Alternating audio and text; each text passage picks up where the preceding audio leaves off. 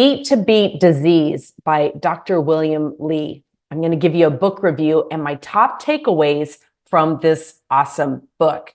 Now, like so many nutrition books that are written by doctors, they can be a bit brainy and full of medical jargon. So my goal is to kind of break this down for you, what you really probably want to know, don't need to know, and then some steps for you to take. I'm Jackie Elmer. Grab my guide over at lowertoxiclife.com. Now, I've read so many of these books written by doctors, including Grain Brain, Wheat Belly, Obesity and Diabetes Code by Dr. Jason Fung, a whole slew of books. You mention it, I've probably read it. And while there's such great information in there, I so often find myself skipping through the first, or just kind of briefly going through the first 1/3 of the book because it's filled with medical jargon and scientific data and things that I don't understand because, again, I'm not a scientist, I'm not a doctor, but I do a lot of research and I'm able to look at something and say, does this seem logical to me? And is it something I'm willing to do? And if the answer to both of these is yes, then I proceed forward. So again, I'm sharing my biggest takeaways from Dr. William Li's book, Eat to Beat Disease, without having to have you get bogged down in the science of how the systems of the body work or how disease itself works. Also, Dr. William Li has a channel here on YouTube if you haven't found it. So eating to beat disease, of course, the goal is preventative care, which I absolutely love. We talk about healthcare, especially here in the United States where I live, and the reality of it is we don't really have a healthcare system anymore. We have a sick care system. So when you focus on eating to prevent disease, now you're focused on healthcare. According to Dr. Li, we all have cancer cells growing within us, and you've likely heard this before. Autopsy studies have shown that on individuals who never had a cancer diagnosis, nearly 40% of women ages 40 to 50 had microscopic breast cancer cells, and 50% of men aged 50 to 60 had prostate cancer cells. The thyroid gland tapped in at nearly 100% of cancer cells showing up in individuals over 70 during the autopsy. Now, as long as those cells are restricted from enlarging and invading other organs, they can't spread and they won't kill. So Dr. Li focuses on the 100 plus foods that we'll cover that enhance the body's ability to starve these cells of blood and nutrients. So let's talk about the 5 natural defense systems of the body that he focuses on.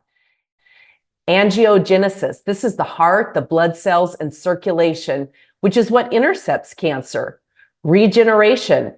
Stem cells, which is the system that grows and maintains the organs. The microbiome, gut health, and good bacteria. It's getting a lot of news press these days because more and more people are becoming aware of the microbiome and their gut health and the important role that it plays in keeping us healthy, fighting off disease, and weight loss. DNA protection. Your DNA is your personal genetic blueprint twisted into the shape of a spiral staircase and miniaturized to fit inside the cell. That's straight from the book. The staircase is made up of the genes you inherited from your parents. Every day, your DNA sustains more than 10,000 naturally occurring damages. Immunity. Foods can powerfully influence our immune system. Thus, food is medicine, our first line of defense against disease. Cells, lymphocytes, inflammation, which is a good thing to fight infection, and stem cells. All right, so let's talk first about angiogenesis. As I mentioned, this is the heart, blood cells, and circulation, which is what intercepts cancer. There's a lot of contrast out there between Western medicine doctors and Ayurvedic and Chinese medicine, which both of these secondary ones, the Ayurvedic and Chinese medicine, incorporate balance and diet as a primary contributor to our health care and prevention. Regeneration. These stem cells quietly regenerate our organs thousands of times over the course of our life. As we age, though, this pace slows down. What kills stem cells? Smoking and being near tobacco smoke or secondhand smoke. Heavy consumption of alcohol, which is especially damaging to a growing fetus. Air pollution and chronic disease. So we eat to beat this. The microbiome, gut health and good bacteria. This is what fosters health and beats cancer. Quality nutrition is critical. And to think that we once feared all bacteria. Good sanitation changed the concept of disease and bacteria over time. Over time, it was learned that washing hands between baby deliveries, that was 1861 in Vienna, when there was a high maternal mortality rate and women were dying of infection after delivery. One doctor pondered making a simple change of washing the hands between deliveries, and bam, it was amazing how that changed the mortality rate of women after childbirth. Now, unfortunately, this initially led to the belief that all bacteria is bad, and it led to the overproduction and use of antibiotics, antibacterial, and germophobia and disinfectants. So the discovery of good bacteria in our soil, in fermentation, and our diets has become a good thing. All right, DNA protection, environmental toxins, UV radiation, and emotional stress. Those are the primary ones to focus on for good DNA protection. Immunity. Foods can powerfully influence our immune system. Thus, food is medicine. If you've ever heard chicken soup to combat any disease, if you have the flu or a cold or just feeling bad, homemade organic chicken soup with the bones is literally been proven year after year, century after century, to help combat the common cold and flu. So do you feed a cold and starve a fever? Well, fasting in general allows the body to turn off and burn off those defective cells. It's known as autophagy, and it's a great thing that you can do through intermittent fasting. So let's talk about the foods that you can eat to help combat and assist these 5 systems of the body. We'll start first with angiogenesis, or those foods that are anti-cancer foods. Here on the screen, I have a simple list. Apples, apricots, blackberries, capers, carrots, celery, chestnuts, coffee, cranberries, dark chocolate, grapes, green tea, olive oil, oregano, peanuts, peppers, pistachios, plums, pomegranates, purple potatoes, soy, and walnuts. Those are just some examples of foods that you can eat on a regular basis, adding them into your daily diet so that you can help avoid cancer. Next up, let's talk about those great foods for stem cells. Bamboo shoots, blackberries, raspberries, black tea, blueberries, Chinese celery, coffee, collard greens, cranberries, dark chocolate, eggplant, goji berries, grapes, green beans, green tea, kale, mango, mustard greens, peaches, peanuts, pistachios, plums, rice bran, seafoods high in omega-3s, spinach, squid ink, Swiss chard, turmeric, watercress, and whole grains. Now, when you think about it, most of these are foods that you're going to be eating anyway if you're following a good, healthy plan. All right, next up, the microbiome, or eating those great foods for gut health. Apricots, arugula, asparagus, bamboo shoots, black beans, black tea, bok choy, broccoli, cabbage, cauliflower, cherries, chickpeas, dark chocolate, green tea, kale, kiwi, lentils, lion's mane mushrooms, mangoes, navy beans, olive oil, oolong tea, peaches, peas, pomegranate juice. Make sure it's natural without sugar added. Pumpernickel bread, rutabaga, shiitake mushrooms, tomatoes, turnips, walnuts, white button mushrooms, whole grains, camembert cheese, Gouda cheese, kimchi, Parmigiano Reggiano cheese, sauerkraut, sourdough bread, and yogurt. And by the way, if you go to lowertoxiclife.com, you can grab my guide that's going to give you a shopping list, an understanding of how to read labels to avoid the bad foods and incorporate the good foods, as well as simple recipes that include many of these ingredients to get you started. Moving on to those DNA protection foods. broccoli, clams, guava, hockey fish, kiwi, oranges, oyster sauce, Pacific oysters, papaya, pink grapefruit, sea cucumber, tomato, tuna, watermelon, yellowtail fish, carrots, basil, cabbage, coffee, green tea, peppermint, rosemary, sage, soy, thyme, turmeric, almonds and almond butter, Brazil nuts, cashews and cashew butter, chestnuts, flax seeds, hazelnuts, macadamia nuts, peanuts and peanut butter, pecans, pine nuts, pistachios, pumpkin seeds, sesame seeds, squash seeds, sunflower seeds, tahini, and walnuts. And I want to encourage you to make sure you stay till the end, because in the end, I'm going to showcase for you my own simplified version of this, where I've taken all of the foods that he shares and I've compiled them into a simple list that you can look at and go, I can do this on a daily basis. Immunity foods, let's talk about those.